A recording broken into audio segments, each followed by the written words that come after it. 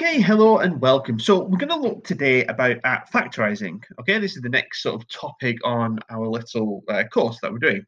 So let's talk about factorising, and we can't talk about factorising until we talk about factors. So we're going to start with the number 4, and we're going to talk about the factors of 4 and what those factors actually are.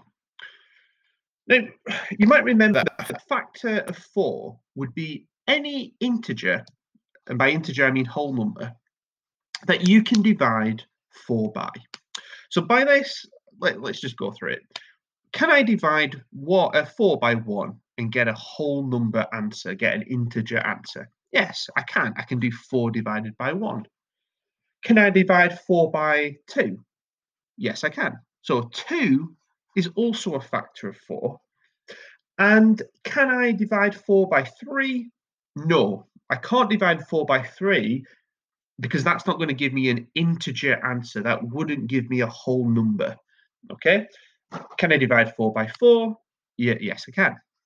And so the factors of 4 are 1, 2, and 4. And this can be seen like this. How can I make 4?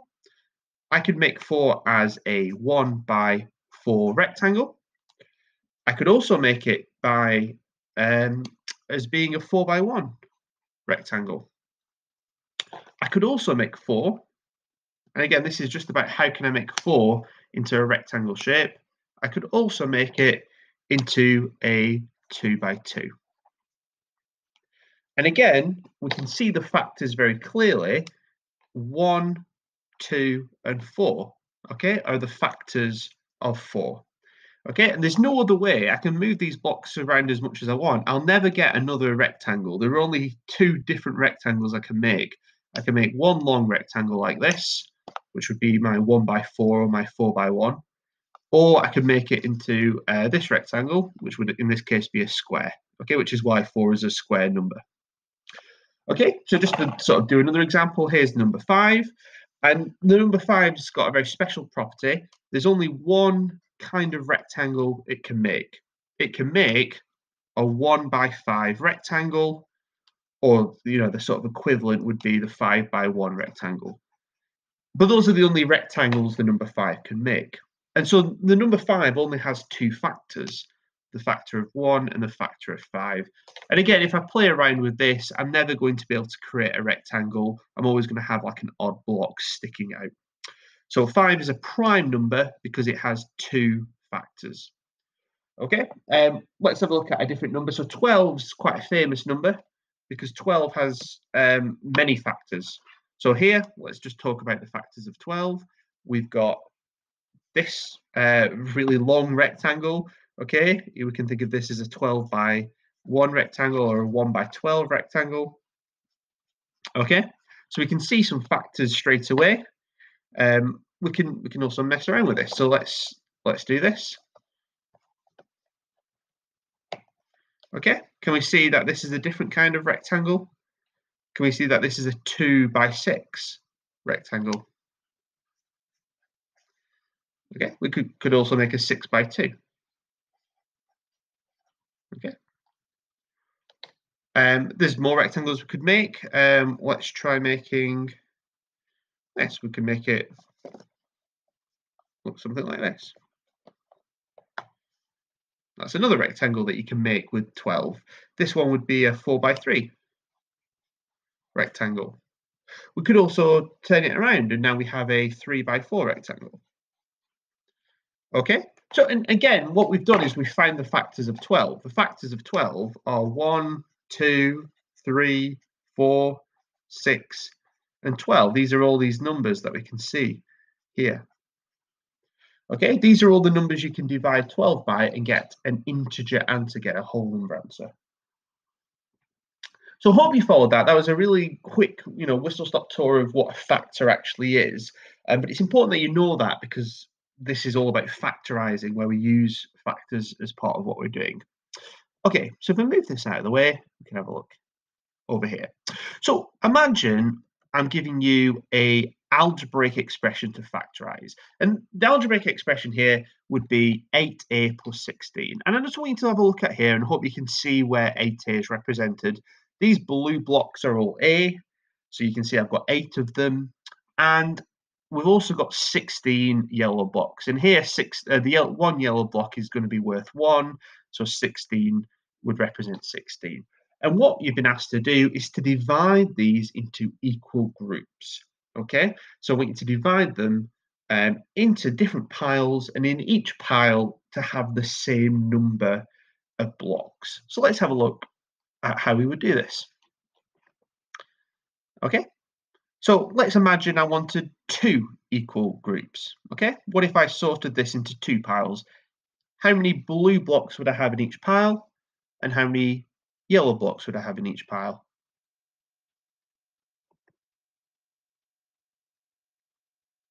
Okay, so I hope you see that if I sorted that into 2 piles, I'd have 4 blue and I'd have 8 yellow.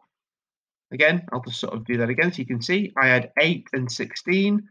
So each pile must have 4 and 8. And notice how I'm writing this down. This can be written down as 4a plus 8. Again, because we're talking about algebra here. Okay, what other groups could I make? So that was 2 groups. What other groups could I split this into? I could split it into 4 equal groups.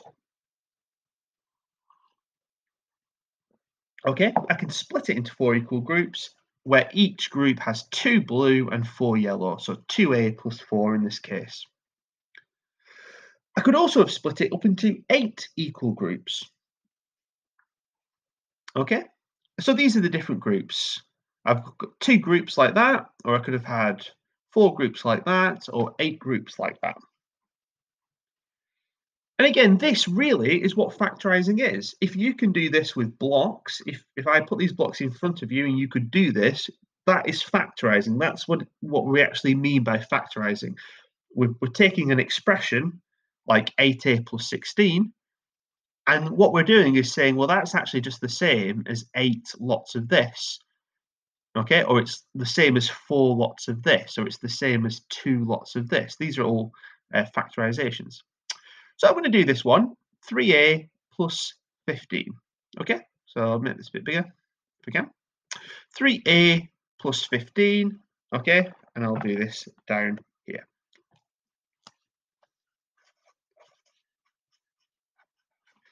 And what we're going to do is we're going to completely factorize this. Okay, what we need though is, and I think what I'll do is I'll grab 15 blocks over here. So I might have to use a couple of different colors. So there's my 12, and I'll just add 13, 14, 15. So here I've got 15, and then just for my 3a, I'll just use 3 blue blocks like this. Okay. So I want to split this up into different groups. Now, the first question is, could I split this into 2 groups? And I'm hoping you can see that I'm going to struggle to do that because I can't split 3 in half. You can't divide 3 by 2 and get a whole number. I'd have to chop one of these blocks in half, and I'm not going to do that. So I can't split it into 2s, but I could split it into 3s. Okay, I could put 1 in this pile, 1 in this pile, and 1 in this pile. And then I could go around, and then 15, can 15 be divided into 3s? Well, yes, it can. I could put 5 with each pile. So if this is correct, then what I've got is I should have a blue block. I'll lay it out like this. I should have a blue block and then 5 other blocks. I should have A plus 5. So let me show you how we would write this down. We would say I can make that into 3 piles that are A plus 5. So 3a plus 15 is the same as 3 open brackets a plus 5, and we put the things in the group, we put them in the bracket. And you'll notice that this is actually the reverse of expanding brackets. So if you think back to the last lesson, you can expand this bracket, and if you expanded the bracket, that would be your question, and this would be your answer. Factorizing is the opposite of expanding brackets. Factorizing is where you take a question and then you go back to what the original, you take an answer, then you go back to what the original question was. Okay, so why did we decide to put a 3 in front of our bracket? We did so because 3 is the biggest number I can divide 3 and 15 by. 3 is the highest factor of 15 and 3. It's the biggest factor they've got in common. Okay, what is 3a divided by 3? It's a. What is 15 divided by 3? It's 5. And again, why am I dividing? Because we're talking about splitting up into different piles. If you've got 15 and you split it into 3 piles, that means 5 in each pile. If you've got 3 and you split it into 3 piles, you get 1 in each pile. Okay, so we'll do more examples. Okay, I'll sort of demonstrate that on the screen as well, just so we can see how it is. Again, this is just a representation here. You can see that 3a plus 15 would be 3 lots of a plus 5. Okay, so I'll do another question. So here is 4a plus 8, and perhaps I'll put my screen up here. So we've got 4a plus 8.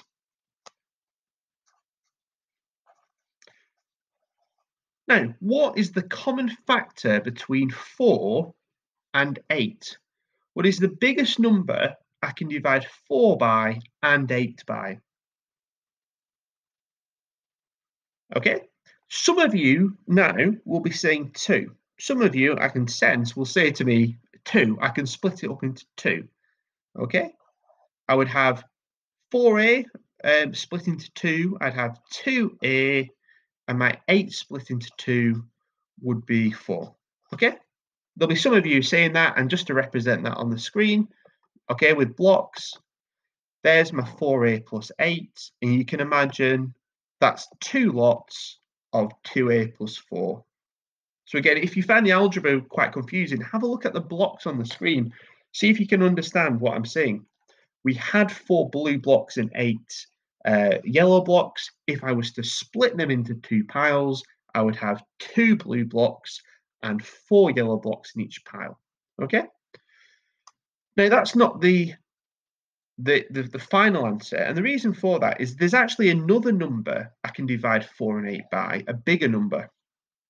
I can divide 4 and 8 by 4.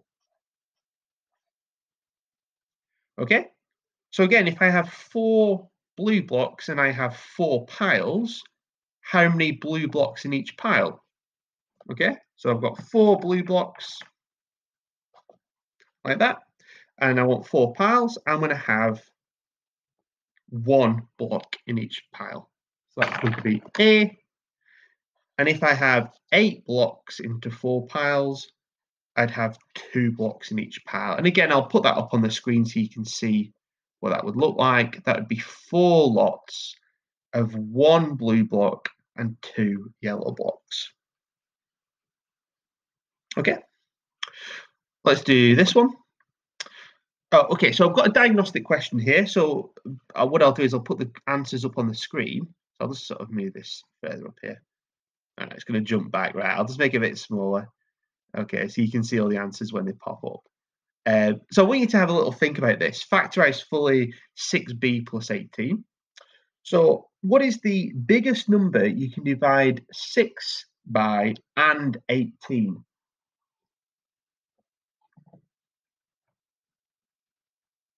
And have a look at some potential answers.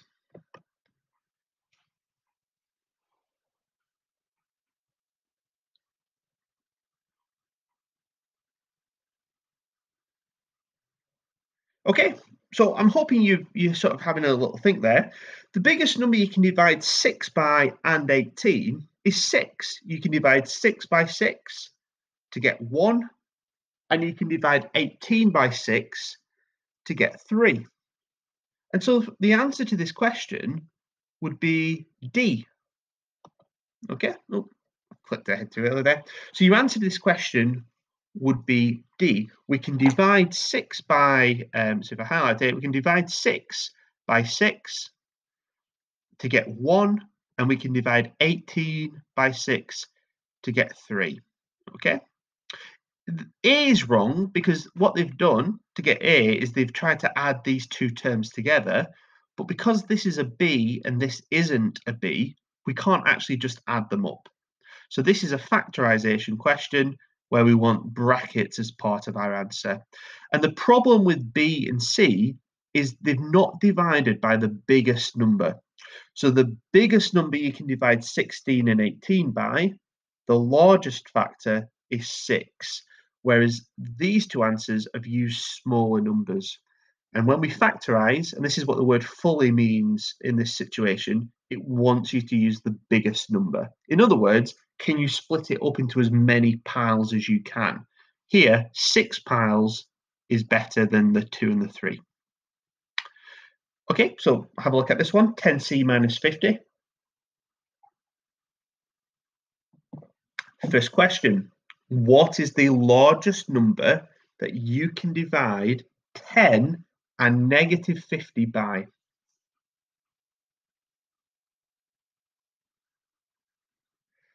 We'll put some answers up.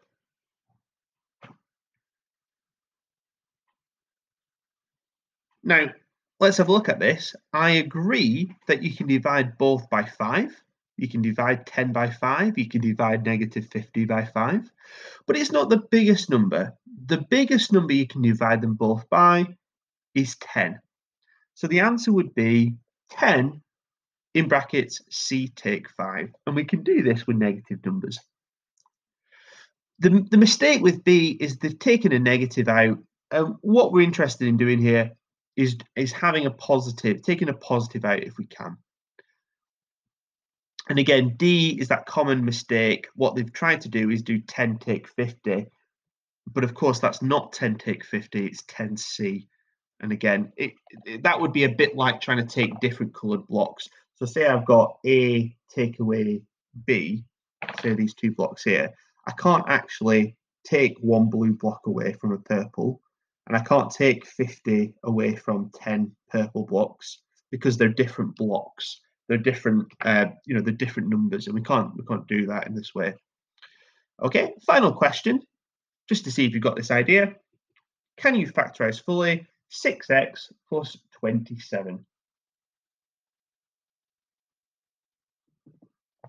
So again, what is the biggest number that I can divide 6 by and 27?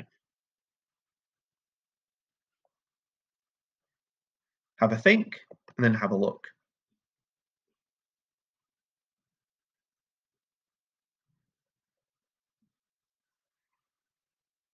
Okay, so let's talk about these different answers. So here what they've done is they've taken out 6 as a factor for part A. Can you divide 27 by 6? No, you can't. So this person who's put A as their answer has got the answer wrong because they've basically got their mental maths wrong. It would be 28 divided by 6 is 4, not 27. So 6 would not be a common factor because 6 is not a factor of 27. Let's have a look at B. They've taken out a factor of 2. Now, if you go right back to the start of this video, I told you that a factor was to do with integers, to do with whole numbers. So you can't divide 27 by 2 and call that 2 a factor. For the same reason that if I do 3, if I've got 3 blocks, I can't divide 3 by 2 without cutting one of these blocks in half and cutting into it. I don't want to have to cut into it. I'm only interested in whole numbers. So what we're not going to do when we factorize is end up with something like this, where we've got 27 over 2 in our bracket, because that is not a correct factorization. We don't want a fraction, we only want whole numbers. For part C, what they've done is they've divided by 3. Okay, so can you divide 6 by 3? You can. You're going to get 2, so 2x. Can you divide 27 by 3? You can. You get 9. So C is the correct answer here. And D would just be, the mistake for D is not realizing that 3 is a common factor. Sometimes people get confused and think 27 might not have a factor, might be prime, but it's not. Okay, so you can. So the answer would be C. Okay, so that in a nutshell, is what factorising is. And if you ever get confused about factorising, I want you to come back to this idea of sorting cubes out into piles, because that's all we're doing. When we say 6x plus 27, what we're saying is we've got 6 of a number, okay? We've got 27, so I might just sort of put my 6 here. I might just represent my 27 with the number 27, and we want to split it into piles. I can split this into 3 piles, okay? A pile that has 2, another pile that has 2, and another pile that has 2. And my 27, I can put, well, what can I do? I can put 9 of that 27 there. I can put 9 of that 27 there with this one. And I can, well, smooth that so you can see, and I'll put 9 of my 27 here. So again, notice how I started with 6 and 27, and now I've got 3 piles where there's a 2 and a 9, 2 and a 9, 2 and a 9.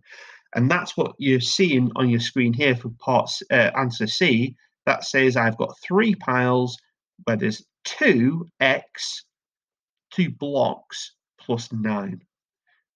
That's what it means, and this is the representation you can use to come back to.